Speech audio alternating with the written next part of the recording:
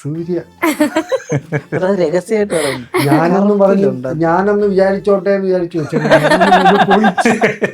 Cinema ഇഷ്ടപ്പെട്ട ആശാന് ഒരു എന്തോടാ ഏതൊരു ഫെസ്റ്റിനെ കണ്ട് പറഞ്ഞില്ലേ ബാഹുബലിയായിട്ട് അഭിനയിക്കുന്നത്. അല്ല, അത് അങ്ങനെ ചെയ്ത് ശരിയായില്ല എന്നുള്ളതുകൊണ്ട് എനിക്ക് തോന്നിയത് കുറച്ചുകൂടെ നന്നാക്കാമായിരുന്നു. ഇത് കുഴപ്പമില്ലാതെ ചെയ്തു. ശരിക്കും എൻ്റെ 603ാമത്തെ സിനിമയാണ് അത്. ഇങ്ങനെ നമുക്ക് ഒക്കെ അത് ഇതെല്ലാം കാണുന്നുണ്ടെന്നുള്ള കണ്ടിട്ട് ഇതേപോലെ എൻ്റെ അടുത്ത് പറഞ്ഞ പോലെ തന്നെ മനസ്സിൽ തട്ടുന്നത് അവരെ വിളിച്ച് പറയും. അതിൻ്റെ കൂടെ ഇറങ്ങി പുറപ്പെടണമെങ്കിൽ എന്തെങ്കിലും ജീവിതത്തിലുള്ള വഴിയും കൂടെ കണ്ടോണമെന്ന് മാത്രമേ. സിനിമയിലേക്ക് അങ്ങനെ വരാൻ വലിയ ബുദ്ധിമുട്ടൊന്നുമില്ല. ഒരു നല്ല പ്രതിഭയുള്ള ചെറുപ്പക്കാർക്ക് മനസ്സിൽ സിനിമ നിറച്ചാൽ മതി. ഇതിൽ ആഗ്രഹിക്കുന്ന, ഇത് കാണാൻ വരുന്ന, ഇതിലോട്ട് ചേരാൻ നിൽക്കുന്നവനും ഇങ്ങനെയൊക്കെ ആണെന്നൊരു മുൻവിധി എന്ന് ഒരു ധാരണ കൊടുക്കൽ ഉണ്ടാവും. ആശാൻ സിനിമ ഇപ്പം വളരെ സക്സസ്ഫുൾ ആയിട്ട് തിയേറ്ററിൽ ഇങ്ങനെ ഓടിക്കൊണ്ടിരിക്കുകയാണ്. അപ്പം ആശാനും പിള്ളേരുമാണെന്ന് നമ്മുടെ കൂടെ ഉള്ളത്. ഇന്ദ്രൻ ചേട്ടൻ, ജോമോൻ ജ്യോതിരൻ, അബിൻ, വെൽക്കം. ഇപ്പം പറഞ്ഞ പോലെ ആശാൻ ഇപ്പം റിലീസായി ഭയങ്കര നല്ല റെസ്പോൺസ് ആണ് കേട്ടുകൊണ്ടിരിക്കുന്നത്. ഇപ്പം മെജോറിറ്റി സിനിമ ആഗ്രഹിക്കുന്ന ഒരുപാട് പേർക്ക് കണക്ട് ചെയ്യാൻ പറ്റുന്ന ഒരു സിനിമ കൂടെയാണ്. ആശാനിലൂടെയാണ് കഥ പറഞ്ഞു പോകുന്നത്. ആശാൻ്റെ ഒരു പെർസ്പെക്റ്റീവും ആ ഒരു നറേഷനൊക്കെ നമ്മളെ സന്തോഷിപ്പിക്കുന്നുണ്ട്, സെയിം ടൈം ഇമോഷണലും ആക്കുന്നുണ്ട്. കണ്ടു കഴിയുമ്പം കുറച്ചൊക്കെ നമുക്കൊന്ന്, കുറച്ചല്ല ഇമോഷണൽ ആവുന്നുണ്ട്, കരച്ചിലൊക്കെ വരുന്നുണ്ട്. എങ്ങനെയായിരുന്നു ആശാനിലേക്കുള്ള ഇന്ദ്രൻ ചേട്ടൻ്റെ ഒരു യാത്ര? ഇച്ചിരി ആവേശത്തോടെയായിരുന്നു, കൊതിയുണ്ടായിരുന്നു ആ ക്യാരക്ടർ കേട്ടപ്പോൾ. പിന്നെ ഭയങ്കര മനസ്സിൽ ശരിക്ക് പറഞ്ഞ് നമുക്ക് കാണിച്ച് കൊതിപ്പിക്കാൻ പറ്റുന്ന ഡയറക്ടറുമായിരുന്നു. അതുകൊണ്ട് യാത്ര വളരെ എളുപ്പമായി. എന്തൊക്കെയായിരുന്നു ഇപ്പം ജോൺ പോളിൻ്റെ മനസ്സിലൊരു ആശാൻ ഉണ്ട്, അത് എഴുതിയപ്പോൾ മുതലേ ഇന്ദ്രൻ ചേട്ടനെ തന്നെ മനസ്സിൽ കണ്ടായിരുന്നു എഴുതിയതെന്ന് പറഞ്ഞു. അപ്പം ആശാനായിട്ട് മാറുന്നതിൻ്റെ ഒരു പ്രോസസ്സ് ഉണ്ടാകുമല്ലോ. അതായത് സിനിമ അഭിനയമോഹം തലക്ക് പിടിച്ച് നടക്കുന്ന ഒരാൾ, അത്രയും പേരെ ഒരുമിച്ച് മാനേജ് ചെയ്യുന്ന, അതായത് ആശാൻ പറഞ്ഞാൽ ആ ഫ്ലാറ്റിലുള്ളൊരു കേൾക്കുള്ളൂ എന്നൊക്കെ പറയുന്നുണ്ട്. ആ ഒരു പവർ ഉണ്ട്. അപ്പം ജോൺ പോളേട്ടൻ കമ്മ്യൂണിക്കേറ്റ് ചെയ്തതും ഇന്ദ്രൻ ചേട്ടൻ ആശാൻ ആവാൻ ശ്രമിക്കുന്നതിൻ്റെ ഒരു യാത്ര ഉണ്ടാവുമല്ലോ. എങ്ങനെയായിരുന്നു ആ കഥാപാത്രം അഡാപ്റ്റ് ചെയ്യാൻ പറ്റിയത്? അത് വളരെ കൃത്യമായിട്ട് നമുക്ക് നമ്മുടെ ആർക്കും മനസ്സിലാവുന്ന രീതിയിൽ അദ്ദേഹം പ്രസൻറ്റ് ചെയ്ത് കാണിക്കും. എന്തുകൊണ്ട് അവിടുത്തെ അത്രയും പേരുടേത് ആ സിനിമയിൽ കാണാത്ത തന്നെ അതിന് മുൻപുള്ള ഒരു യാത്രയൊക്കെ പറഞ്ഞു തന്നിട്ടായിരിക്കും അദ്ദേഹം അതിലേക്ക് കൊണ്ടുവരുന്നത്. അപ്പോൾ എവിടെയോ ദൂരെയൊക്കെ ഉള്ള അമേരിക്ക, വേറൊരു രാജ്യത്ത് കുടുംബമുണ്ട്, ഇവിടെ വന്നിങ്ങനെ ഫ്ലാറ്റിൽ താമസിക്കുകയാണ്. ആ ഫ്ലാറ്റിൽ ആർക്കും ഇഷ്ടമുള്ള ഒരാളാണ്, ഊർജ്ജസ്വലനാണ്, പ്രായത്തിനു ഉത്സാഹിയാണ്. പിന്നെ ഈ ഇതൊക്കെ ചെയ്തിട്ടല്ലേ എന്തോ അതൊക്കെ ചെയ്ത് കുട്ടികളുടെ കൂടെ ഇങ്ങനെ കൂടുന്ന ഒരാളെന്ന ആണ് പറയുന്നത്. അപ്പോൾ അത് ഉൾക്കൊള്ളാൻ വളരെ നമുക്ക് എളുപ്പമാവുന്ന രീതിയിൽ നമ്മളിലേക്ക് ആ ക്യാരക്ടർ ജോൺ ജി കയറ്റി വിട്ടുതരും. പിന്നെ ആ കോസ്റ്റ്യൂമും ആ മേക്കപ്പും ഒക്കെ കൂടെ, ആ ഗെറ്റപ്പ് എല്ലാം നേരത്തെ ഒരു സെറ്റ് വെച്ചിട്ടുണ്ട്. റോണക്സ് ഒക്കെ ആയിരുന്നല്ലോ മേക്കപ്പും. ഇപ്പം ജോമോന്റെ ഈ അനന്തൻ എന്ന് പറയുന്ന കഥാപാത്രമുണ്ട്. ഇപ്പൊ ജോമോൻ ഇതുവരെ ചെയ്ത സിനിമകളൊക്കെ കണ്ട് നമ്മൾ ചിരിക്കുകയാണ് ചെയ്തിട്ടുള്ളത്, എല്ലാം പൊട്ടിച്ചിരിച്ചിട്ട്. ഇത് കാണുമ്പോഴത്തേക്ക് ഇപ്പൊ ഞാൻ ഇതിന്റെ ഒരു റിവ്യൂ ഇട്ടപ്പോഴും ഞാൻ പറഞ്ഞിരുന്നു, ചില ആക്ടേഴ്സിനെ നമുക്ക് ഇങ്ങനെ അവർ സ്ക്രീനിൽ കരയുന്ന കാണുമ്പോൾ നമുക്ക് കരച്ചിൽ വരും. ജോമോന്റെ ഈ സിനിമ കണ്ടപ്പോൾ അങ്ങനെയായിരുന്നു. ഈ കഥാപാത്രം വിഷമിക്കുന്നത് കാണുമ്പോഴൊക്കെ ഇപ്പൊ സിനിമ ഒരുപാട് ഇഷ്ടമുള്ള ഒരാൾ എന്നൊരു നിലയിലും കൂടെ നോക്കുമ്പോൾ അറിയാണ്ട് എവിടേക്കോ വിഷമം വരുന്നു, ഒരു കണക്ഷൻ ഫീൽ ചെയ്യുന്നു, ആ കഥാപാത്രത്തിന്റെ കൂടെ യാത്ര ചെയ്യാനായിട്ട് പറ്റുന്നുണ്ട്.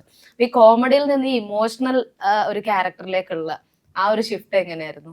അതെ, ജോണേട്ടൻ കഥ പറയുന്ന സമയത്തും എൻ്റെ അടുത്ത് പറഞ്ഞത്, നീ ഇപ്പം ചെയ്തുകൊണ്ടിരിക്കുന്ന പരിപാടിയല്ല, ഷൂട്ട് ചെയ്തുകൊണ്ടിരിക്കുമ്പോൾ കൈ നിന്നിട്ട് അങ്ങനത്തെ ഒരു പരിപാടിയല്ല, മൊത്തത്തിൽ വേറെ ഒരു പരിപാടിയാണ് എൻ്റെ അടുത്ത് പറഞ്ഞത്. പിന്നെ ആ ക്യാരക്ടറിൻ്റെ സ്വഭാവവും പരിപാടികളെല്ലാം പറഞ്ഞു തന്നിട്ടുണ്ട്. ഏഡിയാണ് പുള്ളി, സിനിമാ മോഹിയാണ്. ഞാനുമായിട്ട് സിമിലറായിട്ടുള്ളൊരു ക്യാരക്ടറാണ് അനന്തൻ എന്ന് പറയുന്നത്. അപ്പോൾ എനിക്കത് ചെയ്യാൻ വലിയ ബുദ്ധിമുട്ടില്ലായിരുന്നു. അബിൻ എങ്ങനെയായിരുന്നു ഇതിലേക്ക്? ഓൾറെഡി ജോൺ പോളായിട്ട് രോമാഞ്ചത്തിൽ ഒരു എക്സ്പീരിയൻസ് ഉണ്ട്, അവിടെ നിന്ന് ഇതിലേക്ക് വരുമ്പം ഇതും ഒരു സിനിമയുടെ സെറ്റിലൊക്കെ തന്നെ നിൽക്കുന്ന ഒരു കഥാപാത്രം തന്നെയാണ്. അതും നമ്മൾ എവിടേക്കോ കണ്ടു വന്നിട്ടുള്ള ഒരാളെ പോലെ തന്നെ നമുക്ക് തോന്നുന്ന ഒരു കഥാപാത്രം തന്നെയായിരുന്നു. എങ്ങനെയായിരുന്നു ആശാനിലേക്കും ഉള്ള യാത്ര? ആശാനിൽ ഓൾറെഡി ജോണേട്ടൻ രോമാഞ്ചം പ്രൊഡ്യൂസ് ചെയ്യുന്ന സമയത്ത് മുതലേ നമുക്കറിയാം, പ്രൊഡ്യൂസറായിട്ടുള്ള രീതിയിൽ ജോണേട്ടനെ അറിയാം. പക്ഷേ ഡയറക്ടറായിട്ടുള്ള ജോണേട്ടൻ്റെ കൂടെ വർക്ക് ചെയ്യാൻ നമുക്ക് കഴിഞ്ഞിട്ടില്ലായിരുന്നു. പക്ഷേ ഇതിൽ എന്നെ വിളിച്ചിട്ട് പറഞ്ഞിട്ട് ചെറിയൊരു പരിപാടിയുണ്ട്, നല്ല രസമുള്ള പരിപാടിയാണ്. അതും അന്നും എൻ്റെ അടുത്ത് പറഞ്ഞ്, ഇത്രയും കാലം ചെയ്തതുപോലല്ല, നിനക്ക് വേറെ വേരിയേഷൻ ഇതിൻ്റെ അകത്ത് വരുന്നുണ്ടെന്ന് പറഞ്ഞു. അപ്പം വളരെ സന്തോഷം. നമുക്ക് ഗ്യാരണ്ടിയാണ്, കാരണം ജോൺ പോൾ ജോർജ് എന്ന് പറയുന്നത് ഒരു ഗ്യാരണ്ടിയാണ്. ഗപ്പി അമ്പിളിയും എടുത്തപ്പോൾ തന്നെ നമുക്കറിയാം. അപ്പം അങ്ങനെ ഇഷ്ടത്തോടെ തന്നെ ചെയ്തൊരു പരിപാടിയാണ് ഇതിലേക്ക് വരുന്നത്. അപ്പം യൂണിറ്റിലെ പയ്യനായിട്ടാണ്. അപ്പം ഓൾറെഡി സിനിമാ സെറ്റിലെല്ലാം ഇങ്ങനെ ഒരാളുണ്ട്, അത് നമുക്കറിയാം. ഇതിൽ വർക്ക് ചെയ്ത് ഇത്രയും കാലത്തെ ഇതിൽ വെച്ചിട്ട് നമുക്കറിയാം ഇങ്ങനെ ഒരാൾ എപ്പോഴും കാണും സെറ്റിൽ. അപ്പം അതും കുറച്ചുകൂടെ എളുപ്പമായി ഇങ്ങനെ കാര്യങ്ങളൊക്കെ ചെയ്യാൻ വേണ്ടിയിട്ട്. ഇപ്പൊ ഇന്ദ്രൻ ചേട്ടൻ ഇപ്പൊ ഒരു 550 സിനിമകളിലധികമാണ്, വിക്കിപീഡിയയിൽ 550-ലധികം സിനിമകൾ എന്നാണ് കിടക്കുന്നത് തന്നെ. അപ്പം ഒരുപാട് സിനിമകൾ, ഒരുപാട് കഥാപാത്രങ്ങൾ, അതിൽ തമാശയും ഇമോഷണലും ആയിട്ടുള്ള ഒരുപാട് കഥാപാത്രങ്ങൾ ചെയ്തിട്ട് ഓരോ കഥാപാത്രങ്ങളും ഇങ്ങനെ ഒന്നിൽ നിന്ന് ഡിഫറെൻ്റ് ആക്കാനായിട്ട് നോക്കുമല്ലോ. അപ്പം ആശാനിലേക്ക് വരുമ്പം നേരത്തെ ചെയ്തു വെച്ചതിൽ നിന്ന് ഒരു സമയം തോന്നാത്ത രീതിയിൽ ഒരു സാധനം ചെയ്യണം എന്നുള്ളത് മനസ്സിൽ വന്നിട്ടുണ്ടാവുമല്ലോ. എങ്ങനെയാണ് ഒരു കണക്ഷൻ തോന്നാത്തൊരു കഥാപാത്രം പിടിക്കാനായിട്ട് പറ്റിയത്? അത് ഭാഗ്യം, അവസരം കിട്ടുക എന്നുള്ളതാണ്. നമുക്ക് അവസരത്തിന് വേണ്ടിയിട്ടാണല്ലോ നമ്മൾ നിൽക്കുന്നത്. ഒരുപാട് സിനിമ ചെയ്യുമെങ്കിലും അതിന് നമ്മളെ വേറിട്ട് കാണിക്കുന്ന ഒരു കഥാപാത്രം കിട്ടാൻ ഒരുപാട് വൈകി വല്ലപ്പോഴൊക്കെ കിട്ടത്തുള്ളൂ. അതിലൊന്നാണ് ഈ ആശാൻ്റെ ക്യാരക്ടർ. ശരിക്കും എൻ്റെ 603-ാമത്തെ സിനിമയാണ് ആശാൻ. അപ്പോൾ അത് അദ്ദേഹം ഒരു നല്ലൊരു സംവിധായകനും കൂടെ ആകുമ്പോഴാണ് നമുക്ക് ജോലി എളുപ്പമാവും. നമ്മൾ അവരിലേക്ക് വഴങ്ങി കൊടുക്കുക എന്നുള്ളതാണ്. അവരത് മോൾഡ് ചെയ്തെടുക്കും. അയാളുടെ ഇത്രയും ഇതിലുള്ള എല്ലാ കഥാപാത്രത്തിൻ്റെയും സ്വഭാവവും സംഭാഷണ ശൈലിയും താളമൊക്കെ പല രീതിയിൽ നമുക്ക് കാണിച്ചു തരികയാണ്. ഒരു സെറ്റിൽ തന്നെ നിൽക്കുന്ന ഒരു 10-12 ആർട്ടിസ്റ്റ് വെച്ചിട്ടുണ്ടെങ്കിൽ അത്രയും പേർക്കും വ്യത്യസ്തമായ രീതിയിൽ അതിൻ്റെ താളത്തിൽ അവരുടെ ഡയലോഗ് വരെ പറഞ്ഞു തന്ന് ചെയ്യിക്കുന്നുണ്ട്. അപ്പോൾ എല്ലാം മുഴുവനും അദ്ദേഹത്തിൻ്റെ മനസ്സിൽ കിടക്കുമല്ലേ. അപ്പോൾ അതുകൊണ്ട് നമുക്ക് എളുപ്പമാണ്, ശരിക്കും ഭാഗ്യമാണ് അങ്ങനെ ഒരു കഥാപാത്രം വീണ് കിട്ടുന്നത്. ഇതില് ഒരു ഡയലോഗ് തന്നെ ഉണ്ടല്ലോ, ഈ കോമഡി ഒക്കെ ചെയ്ത് മടുത്തു, ഇനി കുറച്ച് സീരിയസ് മൂഡ് പിടിക്കാമെന്ന് പറയുന്നത്. അത് വളരെ പേഴ്സണലായിട്ട് ഉള്ളൊരു ഡയലോഗായിട്ട് കൂടെ തോന്നിയിരുന്നു? ഇല്ല, തോന്നിയില്ല. അതെന്താ അങ്ങനെ അല്ല, അത് നമ്മുടെ ഉള്ളിലുണ്ട്. പക്ഷെ അതെങ്ങനെ വന്ന് ഭവിച്ചതാണെന്ന് തോന്നുന്നല്ലേ. അങ്ങനെയൊക്കെ ഇനി അങ്ങനെ ഇയാളുടെ അടുത്തൊരു ഡയലോഗ് പറയുന്നുണ്ട്, റീല് ചെയ്യുന്നതിനേക്കാളും നല്ലതല്ല ഇനി ഒന്ന് മറ്റേ മേക്കപ്പ് പോയിന്റ് പറയുന്നുണ്ട്. അത് ചിലതൊക്കെ നമ്മളുമായിട്ട് ചില എവിടെയോ ഒരു ചേർച്ച പൊരുത്തം വരുന്നുണ്ട്. അതെ. ഇന്ദ്രൻ ചേട്ടനായിട്ടുള്ളൊരു എക്സ്പീരിയൻസ് ഉണ്ടാവുമല്ലോ. ഇപ്പോൾ പറഞ്ഞു 603-ാമത്തെ സിനിമയാണ്. ഇപ്പം ജോമോൻ ഇപ്പോൾ കുറച്ച് സിനിമകൾ ഇങ്ങനെ ചെയ്തു വന്നിട്ട് ഇത്രയും എക്സ്പീരിയൻസ്ഡ് ആയിട്ടുള്ള ഒരാളുടെ കൂടെ, അതും തമാശയൊക്കെ എനിക്ക് തോന്നുന്നു, തമാശയും ഇമോഷനും ഒക്കെ. ഇതിൻ്റെ ഇടയ്ക്ക് ഒരു ചെറിയ ഫൈറ്റ് അല്ല, പക്ഷെ ഇങ്ങനെ പിടിപ്പിക്കുന്ന ഒരു സീൻ ഉണ്ടല്ലോ, അത് എങ്ങനെയായിരിക്കും അതൊക്കെ ചെയ്യാൻ പറ്റുന്നത്? ഇത് നോക്കില്ലെന്ന് ഞാൻ പറഞ്ഞായിരുന്നു. കൈ കൊണ്ട് ഇടിക്കുമെന്നൊക്കെ പേടിയുണ്ടായിരുന്നു. ചുമ്മാ അല്ല, ആ സീനൊക്കെ ഞാൻ ചെയ്യുന്നതിന് മുമ്പ് ആശാനുമായിട്ട് കൂടുതൽ നേരം സംസാരിച്ചു. നമ്മൾ ഫുഡ് ഒരുമിച്ച് കഴിച്ചു. അതൊക്കെ ചെയ്യുന്നതെന്ന് വെച്ചാൽ ഒരുമിച്ച് നല്ല രീതിക്ക് ചെയ്യാൻ വേണ്ടിയിട്ടാണ്. ഞാൻ ആദ്യമായിട്ട് നമ്മൾ കണ്ടിട്ടുണ്ടെങ്കിലും കൂടുതൽ സംസാരിച്ച് ഈ സിനിമയുടെ ലൊക്കേഷൻ വെച്ചാൽ എനിക്കറിയാം, ചിലപ്പോൾ കാണുന്ന അന്ന് തന്നെ പുള്ളിയുടെ കൂടെ നിന്ന് അഭിനയിച്ച് ചിലപ്പോൾ എനിക്ക് ഒന്നും കറക്റ്റായി ചെയ്യാൻ പറ്റില്ല. അതുകൊണ്ട് പുള്ളിയായിട്ട് തഞ്ചത്തിൽ ഫ്രണ്ട്ഷിപ്പായി കിട്ടാത്ത രീതിയിൽ അത്രയാണ്. അപ്പോൾ എക്സ്പീരിയൻസ് ത്രൂ ഔട്ട് എങ്ങനെയായിരുന്നു? എക്സ്പീരിയൻസ് ഞാൻ പറഞ്ഞില്ലേ, ഒരു പെരുമാറ്റം പരിപാടികളൊക്കെ നമ്മൾ വാച്ച് ചെയ്യുന്നുണ്ടായിരുന്നു. ഇപ്പം ഷോട്ട് കഴിഞ്ഞെങ്കിൽ അവിടെ നിന്ന് പോവുകയൊന്നുമില്ല, ഡയറക്ടറുടെ സമ്മതം ഉണ്ടെങ്കിലേ പോകും. അങ്ങനെ കുറേ കാര്യങ്ങൾ പഠിക്കാൻ പറ്റി. കറക്റ്റ് സമയത്ത് ലൊക്കേഷനിലെത്തും, ഷൂട്ടില്ലാത്ത ദിവസം ലൊക്കേഷൻ വിസിറ്റ് ചെയ്യുന്നുണ്ട്, അങ്ങനെ കുറേ കാര്യങ്ങൾ. പിന്നെ കൂടെ അഭിനയിക്കുന്നതെന്ന് വെച്ചാൽ അവർ കൂടെ നിൽക്കുന്ന ആൾ ഓക്കെ ആണെന്നുണ്ടെങ്കിൽ, അവർ ചില്ലാണെന്നുണ്ടെങ്കിൽ നമുക്ക് കൂടെ ചെയ്യാൻ പറ്റും. അഭിനയം എങ്ങനെയായിരുന്നു? ഇന്ദ്രൻ ചേട്ടനൊപ്പം ആദ്യമായിട്ടാണല്ലോ. ഞാൻ കോമ്പിനേഷൻ ചെയ്തിട്ടുണ്ട്, പക്ഷേ കുറച്ചുകൂടെ അടുത്തിടപഴകാൻ പറ്റിയത് ഈ സിനിമ കഴിഞ്ഞപ്പോഴത്തേക്കാണ്. നമ്മൾ നേരത്തെ ചെയ്തിട്ട് ഒരുമിച്ച് ഞങ്ങൾ 3 പേരും ഒരു സിനിമയിലുണ്ടായിരുന്നു. അപ്പം അതിനുശേഷം ഈ പടത്തിലാണ് ഏറ്റവും കൂടുതലും കുറച്ച് അടുത്തിടപഴകാൻ പറ്റിയത്. ഇപ്പൊ കഴിഞ്ഞ ദിവസത്തെ ഇതിന്റെ ഇവന്റിൽ ഇന്ദ്രൻ ചേട്ടൻ പറയുന്നുണ്ടായിരുന്നല്ലോ, ഇപ്പോഴും ചെറുപ്പമാണ്, വളരാനുള്ള സമയം കിട്ടിയിട്ടില്ല എന്ന്. മനസ്സുകൊണ്ട് ഇപ്പോഴും ചെറുപ്പമായിട്ട് തന്നെ ഇരിക്കാം. ഭയങ്കര ചെറുപ്പം. അല്ല, നമുക്ക് ഇങ്ങനെ സ്ക്രീനിൽ കാണുമ്പോഴും ചില സാധനങ്ങളെ കാണുമ്പോൾ ഭയങ്കര ഒരു ചക്കരയാണെന്നുള്ളൊരു ഫീല് തന്നെയാണ് വരുന്നത്. കാണുന്ന പ്രേക്ഷകർക്ക് പോലും അത് തോന്നില്ലല്ലോ. എനിക്ക് നാണം തോന്നും. ആ ചെറുപ്പം ഇങ്ങനെ ഈ കാത്തു സൂക്ഷിക്കുന്ന എങ്ങനെയാ? അല്ല, നമ്മള്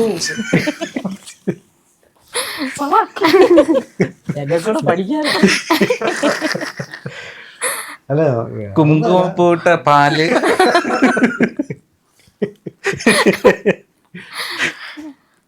നമ്മളിങ്ങനെ ഉത്സാഹിച്ചിരിക്കുമല്ലേ, നമുക്ക് വേറെ ഒന്നിനും ആദ്യം പിടിക്കാനൊന്നും ഇല്ലല്ലോ. ജീവിതത്തിൽ ഇങ്ങനെ രസമുള്ള കാര്യം വീണണം വിഷ്ണു ലോകം എന്ന് പറഞ്ഞത്.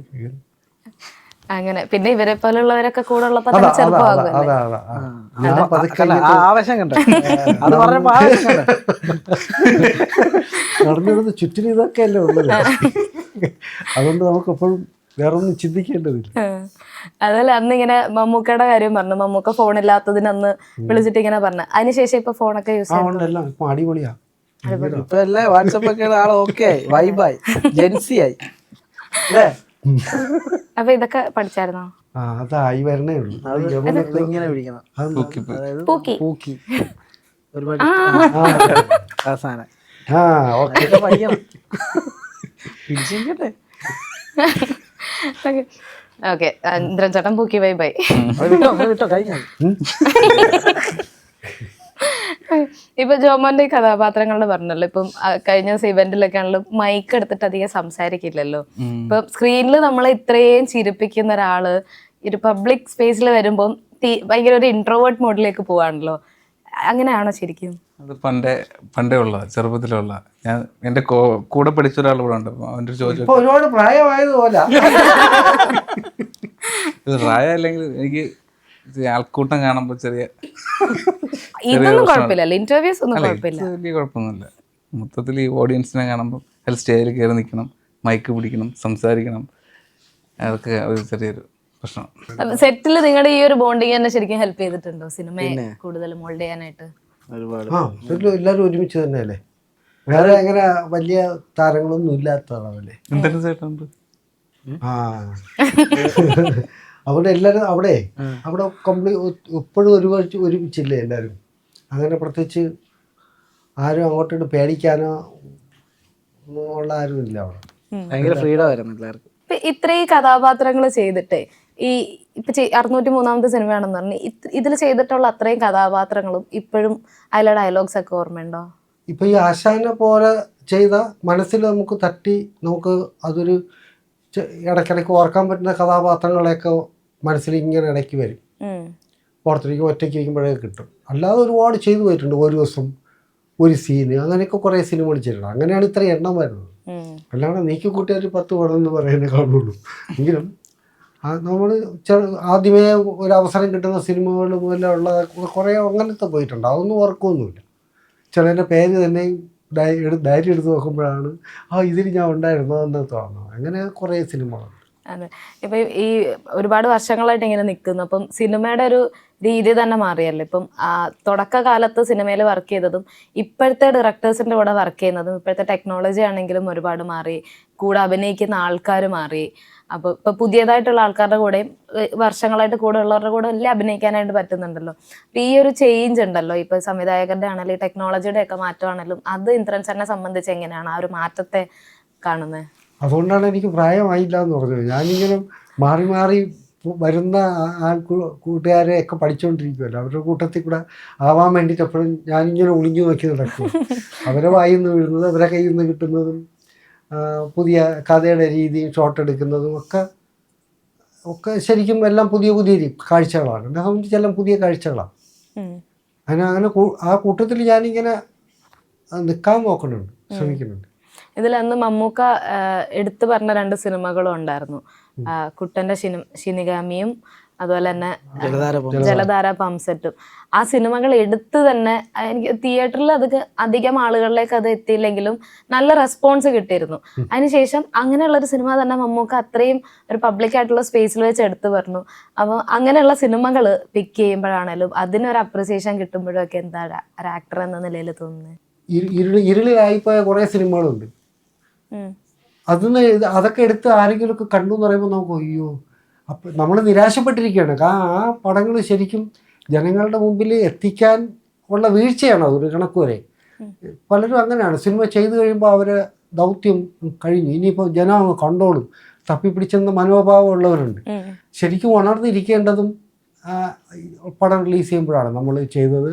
അവരെ ശ്രദ്ധ ക്ഷണിക്കുക. പലരും ഒരുപാട് തിരക്കല്ലേ ജനം, ഒരുപാട് സിനിമകളുണ്ട്, ആർക്കും നേരമില്ല. അപ്പോൾ അവരുടെ ശ്രദ്ധ ക്ഷണിക്കുക, അവരുടെ സൗകര്യത്തിന് തിയേറ്ററിൽ എത്തിച്ചു കൊടുക്കുക എന്നൊക്കെ ഉള്ള കാര്യങ്ങളിൽ പലരും തോറ്റുപോകാറുണ്ട്. അങ്ങനെയാണ് പല നല്ല സിനിമയും ഇരുളിലായി പോകുന്നത്. അത് ഇങ്ങനെ നമുക്ക് ഒക്കെ അത് ഇതെല്ലാം കാണുന്നുണ്ടെന്നുള്ള കണ്ടിട്ട് ഇതേപോലെ എൻ്റെ അടുത്ത് പറഞ്ഞ പോലെ തന്നെ മനസ്സ് തട്ടുന്നത് അവരെ വിളിച്ച് പറയും അത് ആരായിരുന്നു എന്തായിരുന്നു എന്നൊക്കെ ചോദിക്കും. ഇങ്ങനെ ഒരുപാട് ഒരു സ്വയം തോറ്റു പോകുന്നുണ്ട്.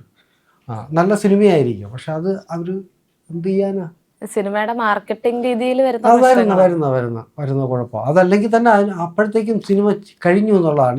ഇനി ചിലവാക്കാനോ, ഇനി പോസ്റ്ററോ, ഇനി അല്ലെങ്കിൽ ആ ചിലവോ, അതൊക്കെ ഒരു മനസ്സിൽ കരുതിയിട്ടേ ഉണ്ടാവില്ല. അതാ ചിലതൊക്കെ അവരുടെ വീട്ടിൻ്റെ അടുത്തൊരു തിയേറ്ററിൽ കളിച്ച് തൃപ്തിപ്പെടും, അതിനപ്പുറം കേരളമേ കാണൂല അവരെ കളിക്കൽ. OTT-യിലും പലപ്പോഴും അത് കാരണം ആളുകളിലേക്ക് അധികം ഓടാത്തതെന്ന് പറയുമ്പോഴത്തേക്ക് OTT-യും വരാൻ സാധ്യത കുറവല്ലേ പലതും. ഇപ്പം ഇതില് സിനിമയ്ക്കുള്ളിൽ ഒരു സിനിമ കാണിക്കുകയാണ്, അതില് ഒരു സംവിധായകനാവാൻ ആഗ്രഹിക്കുന്ന ആളും ഒരു ആക്ടർ ആവാൻ ആഗ്രഹിക്കുന്ന ആളും ഉണ്ട്. അപ്പൊ ഇപ്പോഴും സിനിമ ആഗ്രഹിക്കുന്ന ഒരുപാട് പേരുണ്ടല്ലോ. ഇപ്പൊ ഈ ഡയറക്ഷൻ ആണെങ്കിലും ക്യാമറ, ആക്ടർ ആവാനും പല ഡിപ്പാർട്ട്മെന്റിലേക്ക് എത്തിപ്പെടാൻ ആഗ്രഹിക്കുന്ന ഒരുപാട് പേരുണ്ടല്ലോ. അവർക്ക് ഈ ഒരു സിനിമ എങ്ങനെയായിരിക്കും ഇൻഫ്ലുവൻസ് ചെയ്യാൻ പോവുക? അല്ല, അവർക്ക് ഒരു ഓർക്കാപ്പുറത്തൊരു അടി കിട്ടിയാണൊക്കെയുള്ള ചിന്ത വരില്ല. ഇതിൽ ആഗ്രഹിക്കുന്ന, ഇത് കാണാൻ വരുന്ന, ഇതിലോട്ട് ചേരാൻ നിൽക്കുന്നവന് ഇങ്ങനെയൊക്കെ ആണെന്നൊരു മുൻവിധി എന്ന് ഒരു ധാരണ കൊടുക്കൽ ഉണ്ടാവും. അല്ലെങ്കിൽ ഇത് അറിയാത്തവരും ഇങ്ങനെയൊക്കെയാണ് എന്ന് വരാം. അപ്പോൾ ഇത് അനുഭവം ഉള്ളതുകൊണ്ടാണല്ലോ ആ ഡയറക്ടർ ഈ സ്ക്രിപ്റ്റ് റൈറ്റും ഒക്കെ ഒരാൾ തന്നെയല്ലേ. ആളുടെ അനുഭവത്തിൽ നിന്നുള്ളതാണ്. ഇതിലും കൂടുതലുണ്ടാവാം, പക്ഷെ ആൾ ആ അനുഭവം വെച്ചുണ്ടാക്കിയവർ പറയുന്നൊരു കഥയില്ല. അപ്പോൾ അതിൽ വേറെ കള്ളത്തരമൊന്നുമില്ല. അപ്പോൾ അത് ഇതിലേക്ക് വരുന്നവരെ ഒരു മുൻവിധിയോടെ വരാം, ഇതിങ്ങനെയാണ്, കഷ്ടപ്പാടുണ്ട്, പെട്ടെന്ന് അങ്ങനെ ആവാൻ പറ്റില്ല എന്നൊക്കെ ഉള്ളൊരു ധാരണയുണ്ടാവും. പുതിയ കുട്ടികൾക്ക് ശരിക്കും സിനിമയിലേക്ക് വരാൻ എളുപ്പമായിരിക്കുമോ? ഇപ്പം എളുപ്പമാണ്, എവിടെ വരാനും എളുപ്പമാണ്.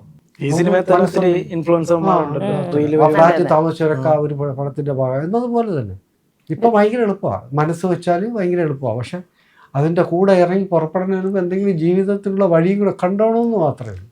ഇല്ലെങ്കിൽ എങ്ങും എത്താതായിപ്പോവും ചിലപ്പോൾ. നമുക്കൊരു ജീവിതോപാധി ആവണമെന്നില്ല. അത് ചിലപ്പോൾ എന്തെങ്കിലുമൊക്കെ ആയേക്കും. നമുക്കതിൽ എന്തുകൊണ്ടേലും ആവാമെങ്കിലും നമ്മുടെ ദൈനംദിന കാര്യങ്ങൾ, ജീവിതം മുമ്പോട്ട് പോകാനുള്ളൊരു വരുമാനം കയ്യിൽ കരുതിയിരിക്കണം. വിദ്യ വേണം നമുക്ക്. ഇപ്പൊ ജോമോനൊക്കെ സിനിമയിലേക്ക് വരാൻ വേണ്ടി കണ്ടൻസ് ചെയ്ത് തുടങ്ങിയ ഒരാളാണ്. അപ്പം ഇങ്ങനെ എന്തെങ്കിലും സൈറ്റിൽ കണ്ടിട്ടുണ്ടായിരുന്നോ? ഒന്നുമില്ല, സിനിമ മാത്രമായിരുന്നു മുന്നില്. അല്ല, എൻ്റെ എനിക്ക് വീട്ടുകാർ നല്ല സപ്പോർട്ടായിരുന്നു. അതുകൊണ്ട് എനിക്ക് മാനസികമായിട്ട് വേറെ ബുദ്ധിമുട്ടൊന്നും ഇല്ലായിരുന്നു. പിന്നെ എൻ്റെ കയ്യിൽ പൈസയൊന്നും ഇല്ലായിരുന്നു. പിന്നെ കണ്ടന്റുകൾ ചെയ്യുക, എന്നെ കൊണ്ട് പറ്റുന്ന രീതിയിൽ ഞാൻ എന്നെ പ്രൊമോട്ട് ചെയ്യാൻ നോക്കി, കണ്ടന്റുകൾ ചെയ്യാൻ നോക്കി, അങ്ങനെ തന്നെ വന്നു സിനിമയിലോട്ട്. ഇപ്പൊ ഇനി സിനിമയിൽ വരാൻ ആഗ്രഹിക്കുന്നവർക്ക് ഈ സിനിമ ശരിക്കും ഉറപ്പായും നല്ലൊരു എക്സാമ്പിൾ തന്നെ ആയിരിക്കുമല്ലോ, അതായത് ഒരു ഇൻസ്പിറേഷൻ തന്നെ ആയിരിക്കുമല്ലോ. ഇപ്പൊ ഈ കണ്ടൻസ് ചെയ്ത് റീച്ച് എത്താതെ നിൽക്കുന്ന പലപ്പോഴും ഒരു വിഷമം തോന്നി, ഇത് ചെയ്തിട്ടും എത്തുന്നില്ല എന്നുള്ളത്. അങ്ങനെയുള്ളവരോട് എന്തായിരിക്കും? ആ ഒരു രീതിയിൽ വന്ന ഒരാൾ ഇപ്പൊ സിനിമയിൽ നല്ല നല്ല വേഷങ്ങൾ കിട്ടുന്നു, നല്ല നല്ല സിനിമകളുടെ ഭാഗമാവുന്ന ഒരാളെന്ന നിലയിൽ എന്തായിരിക്കും പറയുന്നത്? അല്ല, നമ്മൾ റീച്ച് ചിലപ്പോൾ നമ്മൾ ആദ്യം ഒരു വീഡിയോ അപ്ലോഡ് ചെയ്ത് അന്ന് തന്നെ റീച്ച് കിട്ടണമെന്നില്ല. ചില 10, 30, 40 വീഡിയോ ഇട്ടതിന് ശേഷം ചിലപ്പോൾ റീച്ച് കിട്ടും. അതുവരെ നമ്മൾ വീഡിയോ ഇട്ടുകൊണ്ടിരിക്കണം. ഞാനും അങ്ങനെ, ഞാൻ ആദ്യത്തെ ഒരു 10 വീഡിയോയൊന്നും എനിക്ക് റീച്ച് ഇല്ലായിരുന്നു. പിന്നെ വിഷമിച്ച് നിർത്താമെന്ന് വിചാരിച്ചിട്ട് പിന്നും കണ്ടിന്യൂസ് ആയിട്ട് തുടങ്ങി. എപ്പോഴും ഒരെണ്ണം കയറി വൈറലായി. പിന്നെ അങ്ങോട്ട് നമുക്ക് തിരിഞ്ഞു നോക്കേണ്ടി വന്നിട്ടില്ല. അങ്ങനെയല്ല, ചെയ്യാനുള്ള പരിപാടി ശ്രദ്ധ വന്നു തുടങ്ങി. വീഡിയോസ് ചെയ്യണം, രാവിലെ എണീക്കും, വീഡിയോ ചെയ്യും, അപ്ലോഡ് ചെയ്യും, അങ്ങനെ പോയി. പിന്നെ അവസരങ്ങൾ ഓരോന്നായിട്ട് വിളി വന്നു, അങ്ങനെ ചെയ്തപ്പോൾ. ഇനിയും ഈ ഇത്തരത്തിലുള്ളൊരു ക്യാരക്ടേഴ്സിലൊക്കെ തന്നെ ആയിരിക്കുമോ ജോമോനെ ഇനി കാണാൻ പോകുന്നത്? ഇത് കോമഡി മാത്രമല്ല, വരുന്ന ക്യാരക്ടേഴ്സ് എങ്ങനെയാണോ അതിൽ നല്ലത് നോക്കി ചെയ്യാന്നുള്ള പരിപാടി നിൽക്കുന്നു. ഒരു ചെയ്യുന്ന ക്യാരക്ടേഴ്സിൽ ഒരു കംഫർട്ട് സോൺ പിടിക്കാനായിട്ട് നോക്കാറുണ്ടോ? ഉണ്ട്. കോമഡി ആണോ കുറച്ചുകൂടെ? എനിക്ക് ഹ്യൂമർ ആണെങ്കിൽ കുറച്ചുകൂടെ രസമായിട്ട് ചെയ്യാൻ പറ്റുമെന്നൊരു ഫീലുണ്ട്. വരുന്ന ക്യാരക്ടേഴ്സിൽ എന്തായാലും അതിൻ്റെ എന്തെങ്കിലും ഒരു അംശം കാണുമായിരിക്കും. ഇപ്പം അബിനും സോഷ്യൽ മീഡിയയിലൂടെ സിനിമയിലേക്ക് എത്തിപ്പെട്ടു. അപ്പം അബിനെ സംബന്ധിച്ച് എങ്ങനെയായിരിക്കും അവിടെ നിന്ന് സിനിമയിലേക്കുള്ള ഒരു എൻട്രി? ഇന്നത്തെ വെച്ച് നോക്കുകയാണെങ്കിൽ ഇന്ന് ഭയങ്കര എളുപ്പമാണ് സിനിമയിലേക്ക് വരാൻ വേണ്ടി. അന്ന് ശരിക്കും സിനിമയിൽ അഭിനയിക്കണമെന്ന് ആഗ്രഹം വെച്ച് ഇറങ്ങുമ്പോഴത്തേക്കും ഓഡീഷൻ അറ്റൻഡ് ചെയ്യുക എന്നുള്ളതാണ്. പിന്നെ ഓൾറെഡി പലതിലും ഓഡീഷനിൽ അവർ ക്യാരക്ടേഴ്സിനെ ഓൾറെഡി ലോക്ക് ചെയ്ത് വെച്ചിട്ടുണ്ടായിരിക്കും. പിന്നെ ഇതിന് വേണ്ടിയിട്ട് ഓഡീഷൻ നടത്തുന്നവരുണ്ട്. പക്ഷേ ഒരു ഓഡീഷനിലേക്ക് എത്തുക എന്നുള്ളത് എനിക്കറിയില്ല. കാരണം എൻ്റെ നാട്ടിൽ നിന്ന് അങ്ങനെ സിനിമയിലേക്ക് ആരും വന്നിട്ടില്ല. അപ്പം എത്തിപ്പെടാൻ ഭയങ്കര ബുദ്ധിമുട്ടായിരുന്നു. അപ്പം എങ്ങനെയൊക്കെയോ ഉതളങ്ങാത്തുരത്തിന് അമ്പുജിയുടെ കയ്യിൽ ചെന്ന് പെട്ടപ്പോഴാണ് ഇതിങ്ങനെ സംഭവിച്ചത്. അതുവഴി സിനിമയിലേക്ക് വന്നത്. അല്ലേതാ പോയി ഇപ്പൊ ഇവിടെ വരെ എത്തി, ആശാന്റെ ഒപ്പമായി. ആശാന് സന്തോഷം, പുതിയ ഒരുപാട് പിള്ളേരെ കിട്ടുന്നുണ്ടല്ലോ അല്ലേ, ഒരുപാട് പേരുണ്ട്, കൂട്ടുകാരൊരുപാട്. കൂട്ടുകാർ ഒരുപാടുണ്ട്. ഇനിയും ഇപ്പൊ കഥാപാത്രങ്ങൾ നമ്മൾ പറഞ്ഞു, ഇനിയും ഇന്ദ്രൻ ചേട്ടന് ചെയ്യണം എന്ന് താല്പര്യമുള്ള ഏതെങ്കിലും കഥാപാത്രങ്ങൾ ഉണ്ടാവും? ഇതേപോലെ എന്തെങ്കിലുമൊക്കെ വരണം. ഇനി എന്ത് വരും അങ്ങനെ നോക്കിയിരിക്കുന്നതാണ്. മനസ്സിൽ അങ്ങനെ ഒന്നും കരുതി വെച്ചിട്ടില്ല. കരുതി വെക്കണമെല്ലാം വമ്പൻ സിനിമയെ കാണുമ്പോൾ നായകൻ്റെ നമുക്കായിരുന്നെങ്കിൽ ഒന്ന് തോന്നുന്നത് കഴിഞ്ഞു. പക്ഷെ നമ്മളെ ചിരിപ്പിച്ചു, കരയിപ്പിച്ചു. അതിൽ ഏറ്റവും പേടി വന്നു പറഞ്ഞാൽ എനിക്ക് ആ റിപ്പറായിരുന്നു. റിപ്പറായിട്ട് വന്നിട്ട് അതിൻ്റെ ആ ഒരു നറേഷൻ, അതൊക്കെ പേടിപ്പിക്കുകയും എല്ലാം ചെയ്തിട്ടുള്ളൊരു ആളാണ്. അപ്പൊ നമ്മളാണെങ്കിലും ഇങ്ങനെ ചിന്തിക്കും ഇനി എന്താണ് ചെയ്യാനുള്ളത്. ഇപ്പൊ പല ആക്ടേഴ്സിന്റെ ആണെങ്കിലും നമുക്കിങ്ങനെ ഇപ്പൊ ലാലേട്ടൻ, മമ്മൂക്ക, ഉർവശി ചേച്ചി ഇവരുടെ ഒക്കെ ആണെങ്കിലും ഇന്ദ്രൻ ചണ്ട അങ്ങനെ തന്നെയാണ്. ഇനി എന്ത് ക്യാരക്ടറാണ് ചെയ്യാനുള്ളത് എന്നുള്ളൊരു ഐഡിയ കിട്ടില്ലല്ലോ. പുതിയതായിട്ട് ട്രൈ ചെയ്യണം എന്നുള്ളത് എന്തെങ്കിലും അങ്ങനെ ഉണ്ടാവുമോ? അന്വേഷിക്കണമെന്നുണ്ട്. അതന്നെ ഏതെങ്കിലുമൊക്കെ കൂട്ടുകാരൊക്കെ ചില പുസ്തകങ്ങൾ വായിക്കൽ, ചില വിദേശ സിനിമകൾ കാണലൊക്കെ പറയില്ലേ, റെയറായിട്ട് അത് അപ്പോഴത് നോക്കിയിട്ട് അതേപോലത്തെ ഒന്ന് നമ്മളെ കേരളത്തിൻ്റെ ചുവയിലോട്ട് മാറി ആ സ്വഭാവമുള്ളൊരു കഥാപാത്രം ഇങ്ങനെയൊക്കെ കൊതിച്ച് കരുതിയൊക്കെ വെക്കുമെന്നുള്ളതല്ലാതെ അങ്ങനെ പറ്റൂല. ചിലതൊക്കെ അതിൻ്റെ കൂടെ ഒക്കെ വിടും, കിട്ടുമ്പോൾ നമ്മൾ ആലോചിച്ചിരുന്നൊരു സാധനമാണ് എന്ന് വിചാരിക്കുക. അങ്ങനെയുള്ളൂ വരും. ഇപ്പം ഈ പറഞ്ഞതൊക്കെ മാറിക്കൊണ്ടിരിക്കുകയല്ലോ. ഇപ്പം ഒരുപാട് നേരത്തെ നമ്മൾ പറഞ്ഞ പോലെ സിനിമയിലേക്ക് അങ്ങനെ വരാൻ വലിയ ബുദ്ധിമുട്ടൊന്നുമില്ല. ഒരു നല്ല പ്രതിഭയുള്ള ചെറുപ്പക്കാർക്ക് മനസ്സിൽ സിനിമ നിറച്ചാൽ മതി, വരാൻ പറ്റും. അപ്പോൾ അതിനൊരു പ്രൊഡ്യൂസറെ കണ്ടെത്തലാണ് ഏറ്റവും വിഷയം. അങ്ങനെ ഒരുപാട് പേർക്ക് വരാം. പക്ഷേ സിനിമകളെല്ലാം അവർക്ക് ദോഷമല്ലാതെ വന്ന് റിലീസാവെങ്കിൽ മാത്രമല്ലേ അത് വളരുള്ളൂ. അത് മാത്രമേ ഉള്ളൂ. അതാണ് പേടി. അപ്പം നല്ല സിനിമകൾ വരുന്നത് നന്നായി എല്ലാവരിലും എത്തി അത് ഓടിയാലേ പിന്നെ അതിനൊരു മേൽഗതി ഉണ്ടാവുള്ളൂ. അപ്പൊ ഇനിയും എന്താണ് വരാൻ പോകുന്ന സിനിമകളൊക്കെ ഏതൊക്കെയാണ്? ആടുത്രി ഉണ്ട്, പിന്നെ ഒരു അനന്തൻ കാട്, പിന്നെ ഒരു കറുപ്പ് എന്ന് പറയുന്ന തമിഴ് സിനിമ, കാലിന്റെ തങ്കക്കുടം. കറുപ്പാറ നായകനാരാന്ന് പേര്? ഓ, വളരെ രഹസ്യമായിട്ട് പറയുന്നു. സൂര്യ. ആരാ നായകൻ? സൂര്യ. രഹസ്യമായിട്ട് പറയുന്നു. ഞാനൊന്ന് വിചാരിച്ചു ഏതൊരു ഫെസ്റ്റിനെ കണ്ട് പറഞ്ഞില്ലേ ബാഹുബലിയായിട്ട് അഭിനയിക്കുന്നത്? അല്ല, അതങ്ങനെ ചെയ്ത് ശരിയായില്ല എന്നുള്ളതുകൊണ്ട് എനിക്ക് തോന്നിയത് കുറച്ചുകൂടെ നന്നാക്കാമായിരുന്നു. കറുപ്പില് സൂര്യ എങ്ങനെയുണ്ട്? കുറച്ചുകൂടെ നന്നാക്കണമായിരുന്നോ? അല്ല, എനിക്കുള്ള അത്രേ പറ്റുള്ളായിരുന്നു, അത് ഞാൻ ചെയ്ത. അങ്ങനെ കുഴപ്പമില്ലാതെ ചെയ്തു. ജോമോൻ ഇനി അടുത്ത വരുന്ന പ്രോജക്ട്സ്? അടുത്തത് അമീർ പള്ളിക്കൽ ഡയറക്റ്റ് ചെയ്യുന്ന പ്രേം പാറ്റ. അബിന്റെ ഇനിയിപ്പോ റിലീസാവാൻ സുഖമാണോ സുഖം മാത്യൂസിന്റെ സിനിമ. അപ്പം വരാനിരിക്കുന്ന സിനിമകളും ഇതുപോലെ തന്നെ വലിയ വിജയങ്ങളിലേക്ക് എത്തട്ടെ. ഇനിയും ആശാൻ തിയേറ്ററിൽ കണ്ടിട്ടില്ലാത്തവരോട് എന്തായിരിക്കും പറയുന്നത്? പോയി കാണണം. പിന്നെ ചുമ്മാ വെറുതെ നോക്കിയിരിക്കുന്ന പെരുന്നാളൊക്കെ വരുവാ, അതിനുമ്പ് മനസ്സൊക്കെ നിറച്ച് തൃപ്തിയായിട്ടിരിക്കണം. ആശാൻ കാണണം. സിനിമ ഇഷ്ടപ്പെട്ട ആശാന് ഒരു എന്തോടാ തരണം. അത് ഞങ്ങളെല്ലാവരും വീതിച്ചെടുത്തോളാം. ഒരു 3 തംസപ്പ് സെപ്പറേറ്റ് തരാം. അപ്പൊ എന്തായാലും അടിപൊളി. എന്റെ തംസപ്പ് ഞാൻ ഇട്ടിരുന്നു. ഓക്കെ, ഒന്നും കൂടെ ഇട്ടു. നന്ദി. അപ്പൊ എന്തായാലും അടിപൊളി. എന്തായാലും സിനിമ എനിക്ക് പേഴ്സണലി ഒരുപാട് കണക്ട് ചെയ്യാൻ പറ്റിയ ഒരു സിനിമ കൂടെ ആയിരുന്നു. സിനിമയോട് ഒരുപാട് താല്പര്യമുള്ള, സിനിമയെ സ്നേഹിക്കുന്ന ഒരാള് എന്നുള്ള രീതിയിൽ അനന്തന്റെ പെർസ്പെക്റ്റീവിലാണ് എനിക്ക് കുറച്ചുകൂടെ കണക്ട് ചെയ്യാൻ പറ്റിയിരുന്നു. അപ്പം ഒരുപാട് നല്ലൊരു സിനിമ കണ്ടു കഴിഞ്ഞപ്പോൾ പിന്നെ ജോൺ പോൾ എന്നുള്ള ആ ഒരു പേര് തന്നെ മതിയല്ലോ നമുക്ക്. ആ ഒരു പേര് കൊണ്ടും എല്ലാം കൊണ്ടും മനസ്സ് നിറച്ചൊരു സിനിമയായിരുന്നു. കാണാത്തവർ അതുകൊണ്ട് പോയി കാണുക. ഓക്കെ, അപ്പൊ എന്തായാലും ഓൾ ദി ബെസ്റ്റ്. സിനിമ ഇനിയും വിജയങ്ങളിലൊക്കെ എത്തട്ടെ. വരുന്ന സിനിമകളും ഇതുപോലെ തന്നെ ആവട്ടെ. Thank you so much and all the best.